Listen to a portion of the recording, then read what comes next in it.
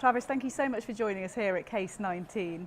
This conference is dedicated to looking at transformation and innovation, and you're somebody who'd like to see yourself as being in that space, aren't you? Yes, absolutely.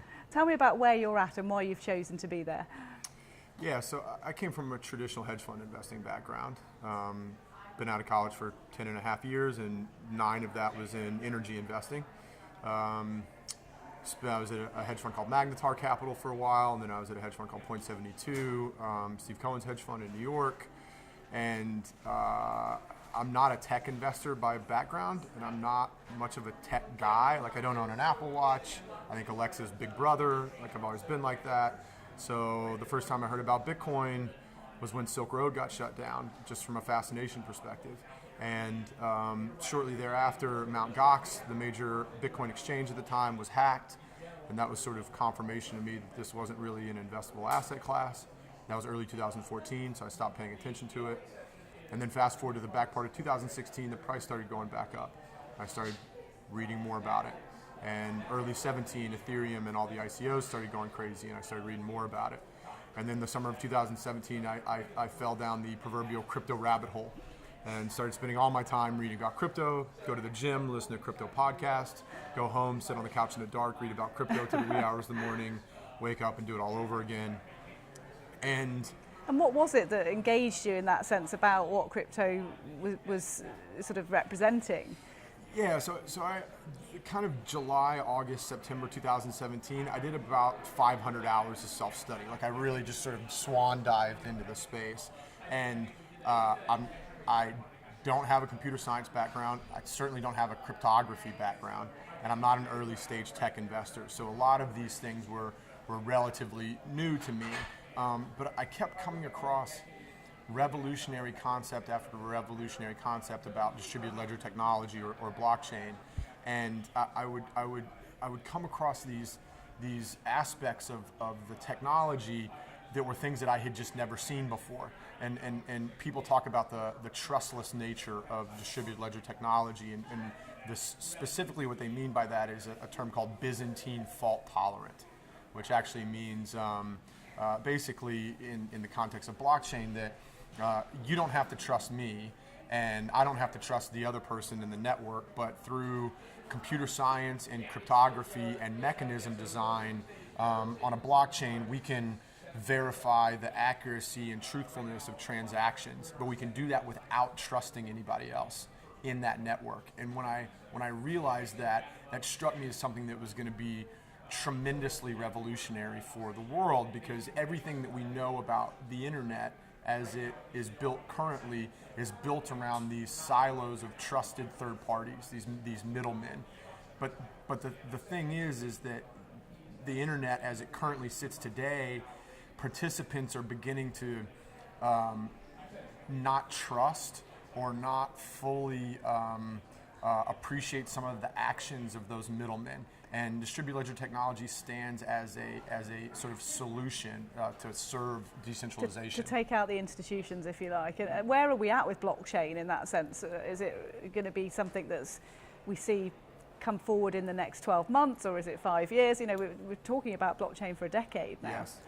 Yes. Like a lot of things in technology, we're probably going to overestimate the next 2 years and drastically underestimate the next 10. And I think that's certainly going to be the case with this. The Bitcoin blockchain's been around for 10 years.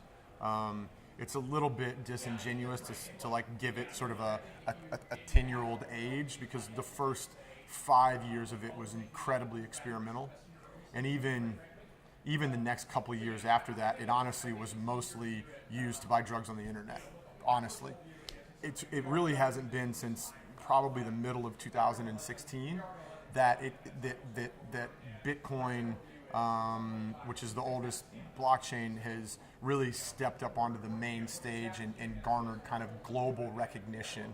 And I actually use myself as sort of a use case for that, right? Because I came from a background of, you know, more or less the sort of upper levels of finance globally, and I thought that it was what people used to buy drugs on the internet until like late 2016. So if I thought that, you know, I think probably the rest of the world probably thought something pretty similar. Indeed, I was going to ask you about that, because you were very successful in the traditional space. So what made you sort of not rest on your laurels? What made you want to get into this area and take that risk, if you like? So the feeling that after I did the 500 hours of self-study, and I was coming across these revolutionary concepts and I got to the end of that, and it struck me as highly unlikely that this technology wasn't going to fundamentally change the world. And specifically, I wasn't sure, because honestly, when you think about technology, like, the first thing is never the thing, right? And so it struck me that, like, the chance that Bitcoin was going to make it forever didn't really make that much intuitive sense to me, right? Google was the 21st search engine to be created. And there's a good chance that Bitcoin may end up being Alta Vista, and Ethereum may be Ask Jeeves, and that the space hasn't given us our Google and our Facebook and our Amazon and our Netflix and our Uber yet. But the underlying technology itself, people talk to me a lot. They're, oh, it's so risky that you left, you left your portfolio manager job at a world-class hedge fund to go and do this. But to me, it actually felt like a really good bet. Actually a pretty safe bet. That is sort of like the likelihood that the technology was going to be a really big deal in conjunction with, like, the value that would be created if it was a big deal. That sort of weighted average, like, felt pretty good to me. And the other thing the comparison I make a lot is, again, as a non-early stage tech investor. So the only other time that I had the feeling that I had about blockchain was the first time I took an Uber. And I was living in Chicago at the time, and Chicago got Uber really early. So it was the second major market after San Francisco. So I think it was early 2012, the first time I took an Uber. And nobody had ever heard of it. I read some article about it, and I downloaded the app, and it was black car only at the time. So a black car picked me up from my apartment and took me to a store and then drove away. And I remember standing on the sidewalk, watching the car drive away, and I remember thinking, that's going to change everything.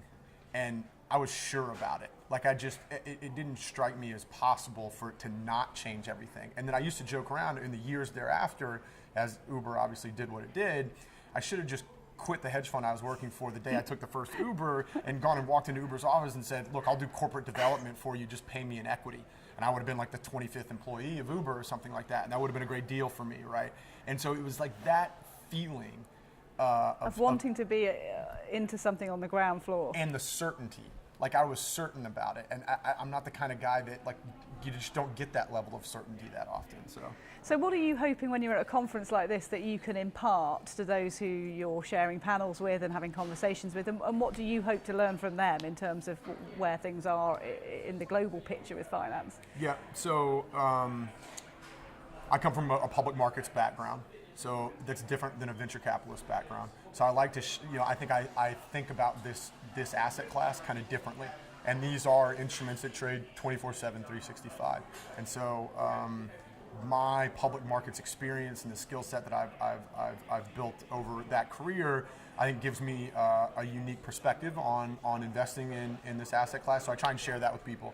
And then the other thing that we talk about a lot is I feel like I am a shepherd of the technology, and I've done however many thousands of hours of research now about the technology and about the asset class. And I understand that a lot of this stuff isn't bite-sized, and a lot of it, like cryptography, is in no way sort of at the tip of the tongue of 99.9% of people, right? And most people aren't computer scientists, and most people aren't mechanism design specialists or behavioral economics experts and things like that. So I'm more than happy to just, like I said, be a shepherd to the technology and share why I think this is a really big deal with the rest of the world, to kind of help other people get interested or curious or excited enough so they can go back home and start going down the rabbit hole in a little bit of the same way that I did. And CAIS is a great place to do that. Absolutely. Travis, thank you so much for sharing your insights. Cheers.